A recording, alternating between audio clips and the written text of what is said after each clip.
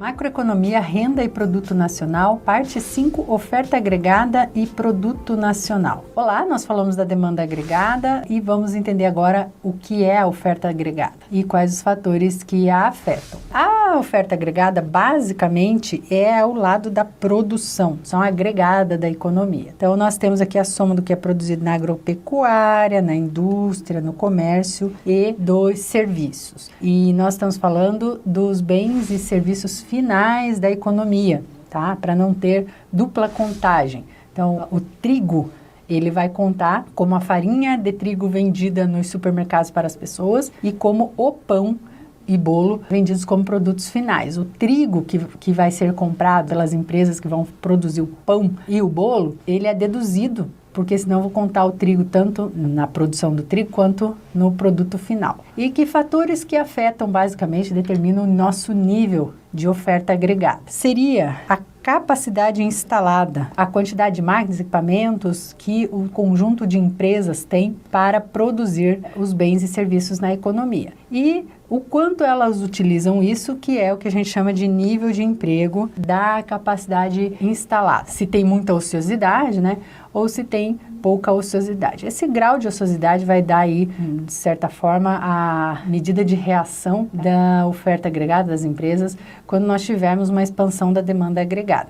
Então, na verdade, as empresas sempre operam com algum nível de capacidade ociosa na média da economia. Algumas podem estar operando com uma capacidade maior e outras com uma capacidade menor, né? Algumas a pleno emprego, digamos assim, dos recursos, mas na média da economia a gente tem uma capacidade ociosa. Outro fator que afeta, né, é o ambiente de negócios. E aí nós estamos falando basicamente questão de burocracia, carga tributária, infraestrutura logística, que vão tanto influenciar a questão do nível de capacidade instalada da empresa, do país, quanto também vão travar, digamos assim, o processo de produção. Então, por exemplo, a logística é muito importante. As empresas produzem ali uma determinada quantidade de grãos, de produtos, mas tem que transportar pela malha viária do país, o transporte rodoviário, e que não tem boas condições e perdem muitos produtos, no caso de grãos principalmente, perde produtos pelo caminho, tem assaltos, né, a carga, roubo de cargas,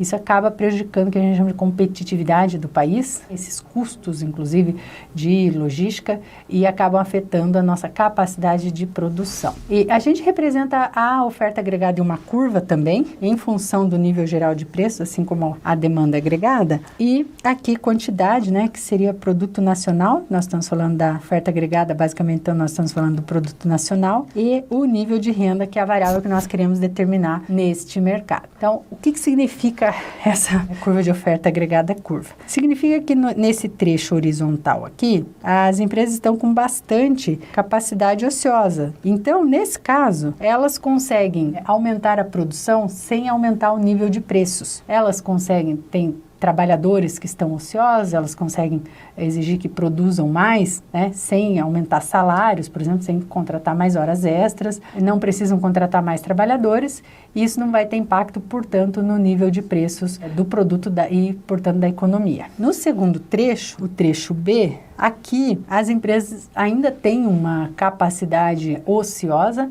mas bem menor, né? Elas conseguem reagir, digamos assim, a um aumento de demanda agregada, mas precisam aumentar o preço dos produtos a ser colocado no mercado. Aumentam hora extra custa mais, né, do que hora trabalhada, elas contratam mais trabalhadores e isso vai ter impacto no preço dos produtos que será colocado no mercado, portanto, no nível geral de preços. E no último trecho da curva, que é o trecho C, aqui a economia estaria operando com pleno emprego dos recursos, né, zero capacidade ociosa e, portanto, caso a gente tenha aqui aumento de demanda agregada, de modo geral, só vai ter um efeito sobre o nível de preços. Bom, pessoal, sobre oferta agregada é isso, bons estudos e até a próxima aula.